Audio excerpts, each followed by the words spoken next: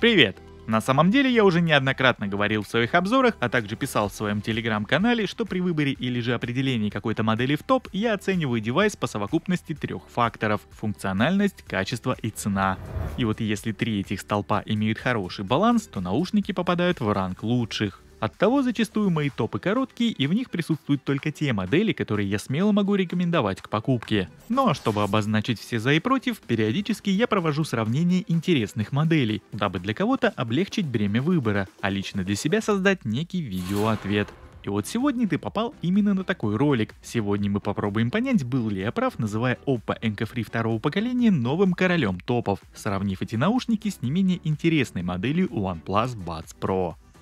Итак, оба девайса — это детище огромного концерна BBK, то есть перед нами самое что ни на есть классическая иллюзия выбора. И тем не менее, первый же критерий оценки — функциональность — выдает нам весьма интересную картину. Обе пары наушников имеют на борту полноценно работающие сценарии ANC и прозрачности, и в обоих же случаях эти режимы отрабатывают хорошо. Прошу заметить, что я не просто так делаю на этом акцент. По данному параметру, если и есть какая-то разница, то она настолько минимальна, что обычному пользователю станет заметно лишь при прямом и очень долгом сравнении. Причем его надо будет проделывать в абсолютно идентичных условиях, чтобы уловить эту самую разницу. Разбирая параметр функциональности, я не буду сегодня касаться родных смартфонов двух брендов и особенностей их оболочек, а рассмотрю фирменное приложение HeyMelody, с помощью которого можно настроить обе пары этих наушников на любом телефоне, даже с iOS-системой на борту. Итак, у нас в программе для двух этих пар имеются специальные тесты на прилегание и посадку наушников, а также тест для индивидуальной подстройки звучания, ориентированный на личный слух пользователя. В обоих случаях я настоятельно рекомендую их пройти, ведь от этого будет зависеть не только насколько хорошо наушники будут звучать, но и насколько хорошо будут отрабатывать сценарий активного шумоподавления. Следующий раздел — это управление функциями медиаплеера. И вот тут у нас разница уже существенная. В наушниках Oppo можно перенастроить практически любой доступный жест. У OnePlus-овских ушей для кастомизации доступно только изменение одного жеста на тройное сжатие ножки. Все остальное управление зашито в наушники на постоянку. При всем при этом главным преимуществом Enco Free 2 по этой части является возможность управления громкостью с любого наушника в плюс или минус посредством жеста слайда. У Buds Pro такой опции нет аппаратно, и с прошивками ее вряд ли добавят, но возможно я и ошибаюсь, и чудо все же произойдет. Еще один момент из различий по функциональности — это то, что в наушниках OnePlus есть режим Zen Air. Это своеобразный сет из 5 успокаивающих звуков природы, один из которых закачивается прямо в наушники и в любой момент позволит немного релакснуть под звуки дождя, костра, леса или чего-то еще. Но, как я и говорил в отдельном обзоре, функция эта не такая уж и важная, а кому-то и вовсе будет не нужна.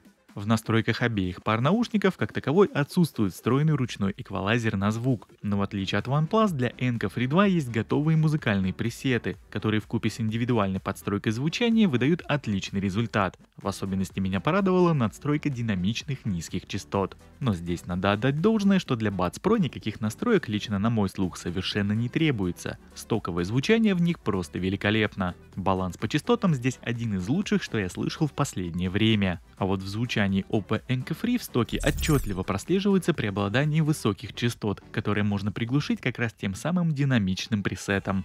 И вот при таких раскладах, если рассматривать передачу звука исключительно по AAC, в обоих случаях наушники играют на равных. Как по качеству, так и по уровню максимальной громкости у них паритет. Последний, к слову сказать, здесь с приличным таким запасом. Наушники очень громкие. Недостатков по этой части ты точно испытывать не будешь, какую бы модель ни выбрал. А вот по предмету автономности наушники от OnePlus лидируют с небольшой разницей в 39 минут. Oppo Enco Free второго поколения на динамичном пресете в моем тесте показали результат в 4 часа и 43 минуты, тогда как OnePlus Buds Pro отыграли в тех же условиях 5 часов и 22 минуты на стоковом звучании. Еще одним отличием функциональности данных наушников является наличие рабочего игрового режима в Oppo Enco Free, хотя и у OnePlus данный режим в промо-материалах был заявлен. К сожалению, даже имея одноименный смартфон Nord CE, в игровых настройках про звук ТВС ничего нет. Я заходил и проверял, игровой режим в смартфоне включается сам, но на наушники никак не влияет. Оттого в первом случае мы получаем интервал по задержке в 160-200 миллисекунд, а во втором 240-360.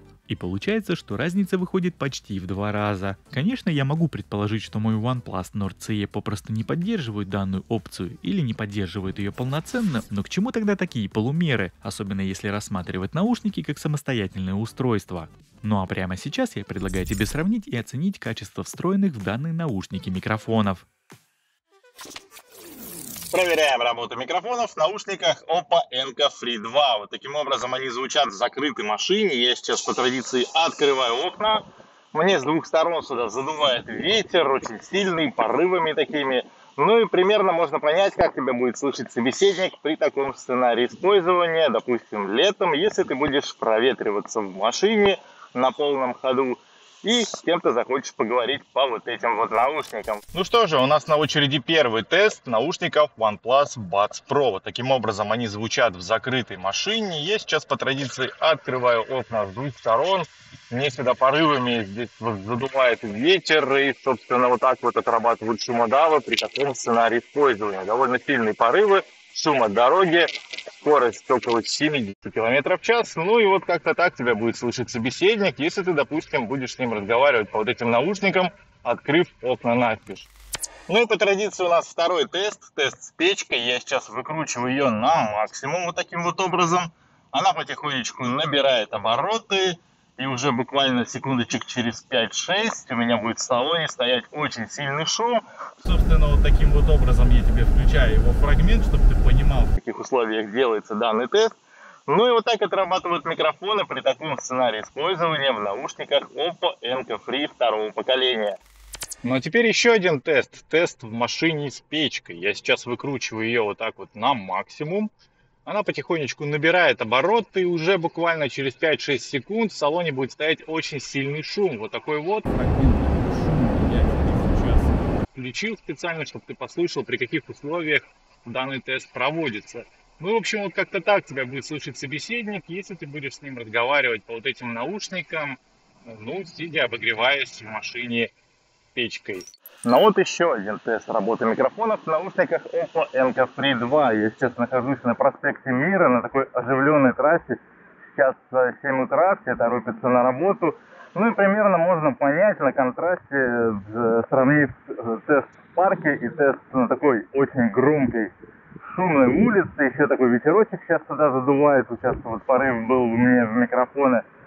Собственно, как отрабатывают данные наушники при таком сценарии использования, все оставляю на твой суд. Как по мне, в принципе, здесь довольно годные микрофоны. потому как данный тест очень такой стрессовый, очень такой напрягающий микрофон. Здесь очень шумно, так что не каждые наушники могут вывести данный тест. Вот как-то так. Но у нас очередной тест работы микрофонов OnePlus Buds Pro. Вот таким образом они звучат на проспекте Мира, на этом шумной такой улице. Этот тест проходит далеко не все наушники. Заодно заценим, насколько они хороши, по крайней мере, теми же Oppo Enco Free 2. Как-то так они работают, шумно, опять-таки повторю, ветра практически нет, но тем не менее, утро, 7 утра, сейчас все торопятся на работу, поэтому машин очень-очень много, у подножия дороги я стою, и в принципе как-то так это все работает.